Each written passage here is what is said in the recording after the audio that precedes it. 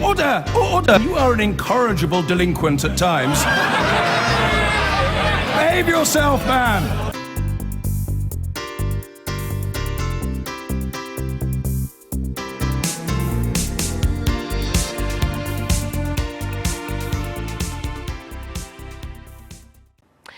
Now, across the country, thousands of children are groomed each year. And while the government created a law to make this illegal 2 years ago, they never put it into force in England and Wales. Well, from Monday, that will all change and will mean that any message sent by an adult to a child that relates to sexual activity will be considered grooming and therefore illegal.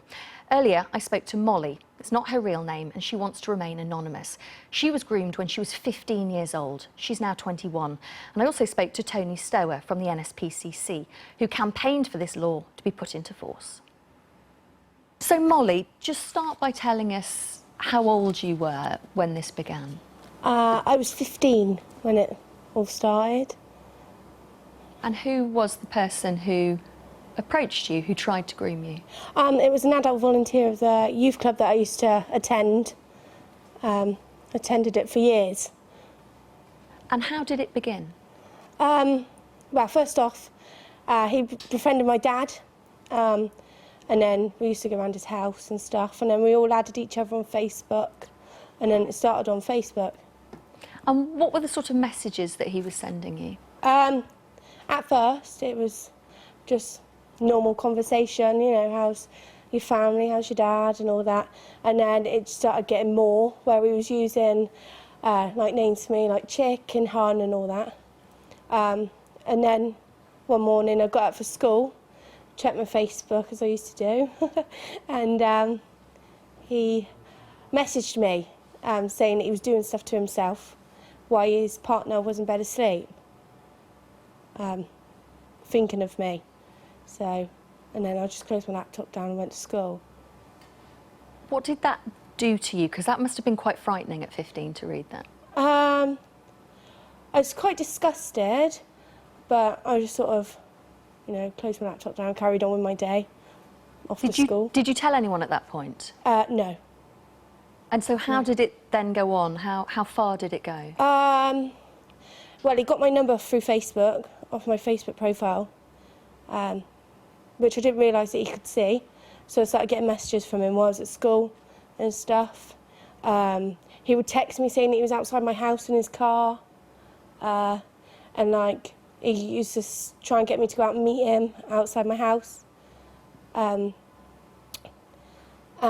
time, I had to get my sisters to close my curtains so I can crawl around on the floor so he didn't know I was in. But he'd always do it when my dad was out. Like somehow he knew that my dad wasn't home. It was just So strange. at what point did you start to feel uncomfortable, worried by his behaviour? Pretty much from the Facebook incident. But yeah, the last lot of texts that I got, he was telling me that he had feelings for me and stuff, that he had to try and keep a lid on them. He'd tell me that I looked beautiful, like the night before when I went to the youth club. And stuff like that, and I just said to him, nah, I don't want this. So you did reply to him sometimes? Yeah. Told him that this is not what I want, I don't want to be a part of this. And like I told my best friend at the time, and I let it slip to my brother, and between him, my best friend and another friend, they all bullied me into telling my dad what was going on. Did you realise you should tell someone? Was it that you were frightened or you felt embarrassed? I just didn't want my dad to lose a friend, you know. I didn't want to cause trouble and like not be believed. But yeah, I knew I had to say something. And this is a man who had children the same age as you? Yeah, similar age to me. And was good friends with your dad? Yeah. So what you told your dad, and how did your dad react? He was quite calm. He said that I should have told him sooner and he could have got it sorted out sooner. But no, he was calm. He had his head screwed on. He rang the child protection of the youth club that I went to. They got us straight down into the headquarters. I had to do statements. They had to read through the messages that I had saved on my phone. And then they advised us to go to the police.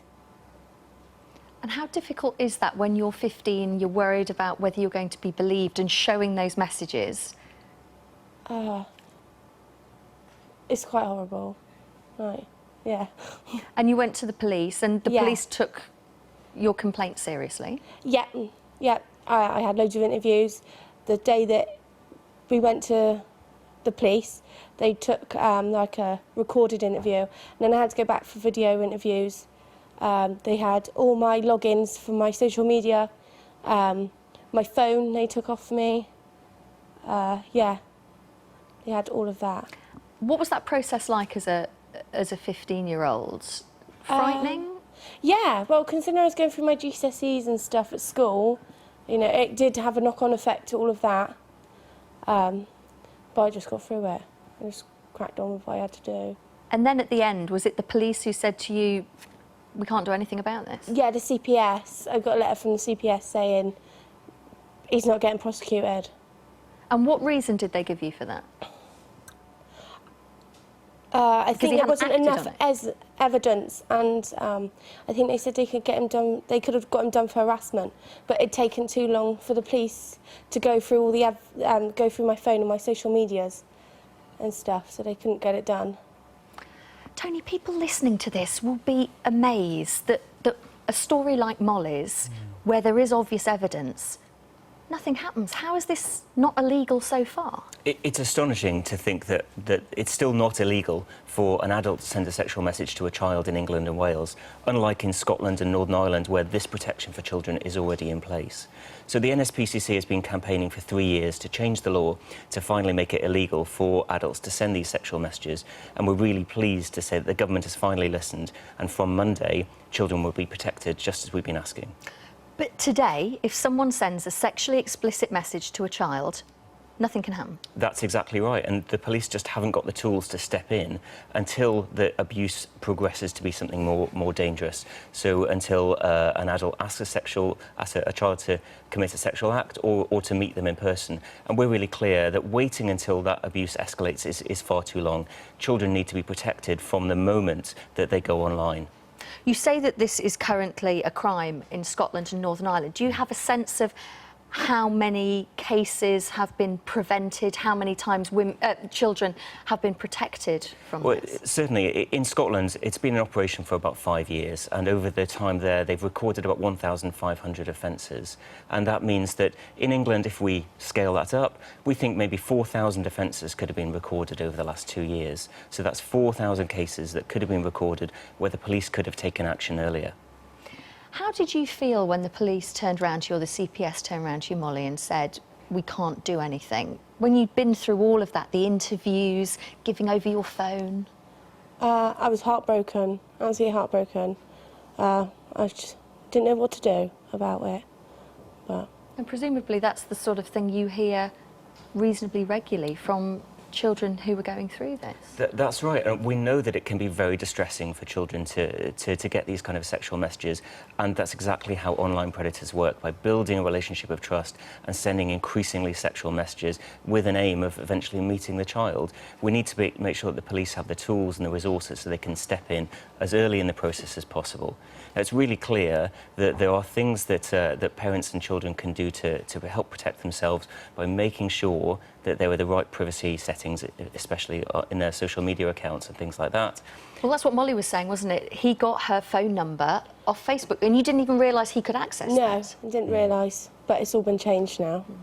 And there are steps that parents can take, and there's loads of advice on the NSPCC website about it. And if anyone is concerned about a child, they can always phone the NSPCC helpline, and we'll talk them through how they can take steps to help their children.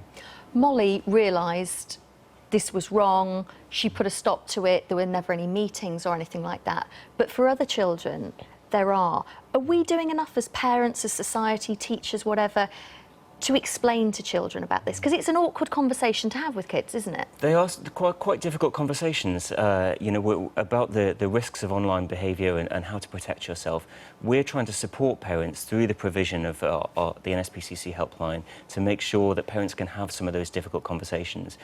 where those relationships are built and parents can have those conversations in advance, that's the way to help protect children from these predators before the abuse escalates. Because you don't want to frighten young people, do you, and say, don't use social media, don't reach out to people. But from your perspective, Molly, what would have helped you before so that you could have protected yourself better? I mean, it's clearly not your fault, but you understand what I'm saying. No. Did you feel that you had enough information? No, to recognise the signs of what's going on would probably be the best thing. If anyone's watching this now and they think that this may be happening to them, it may be in the early stages, what would you say to that young person, or indeed to a parent who may fear it's happening to their child? Talk to each other, tell someone you trust, go to your parents, and police if need be. Just talk to someone that you trust. It's that first step, isn't it, that's often the hardest, to say, I think this is happening to me. And that's fantastic advice, actually. If you as a child are concerned about any of this, speak to a responsible adult and they will help you take action. And of course, any of these kind of sexual messages from an adult to a child will be illegal from Monday, and it's really important that they're reported to the police so the police can step in and stop the abuse before it escalates. How many children do you think this could potentially protect? Is this law going far enough in your view? Well, this is a really big step forward and we're really pleased about it. As I say, we think perhaps 4,000 offences could have been recorded over the last 2 years, but there's clearly more that we can do, and we're really pleased that the government is starting to take action on relationships and sex education in schools, and there are organisations like the NSPCC who can help with some of the difficult online safety issues for parents and children. Molly, how's it affected you? Has it had an ongoing effect? Because I know it was a few years ago now. Well, it affected my school life and my GCSE grades, but I'm not really, not now. At first it did, I was angry, I used to cry a lot about it and take it out on my other siblings, but now I don't really think it's had that much of a knock-on effect. Thank you both for coming on. I'm really grateful to both of you for sharing a story. Thank you, Molly. That's all right. I've been getting away with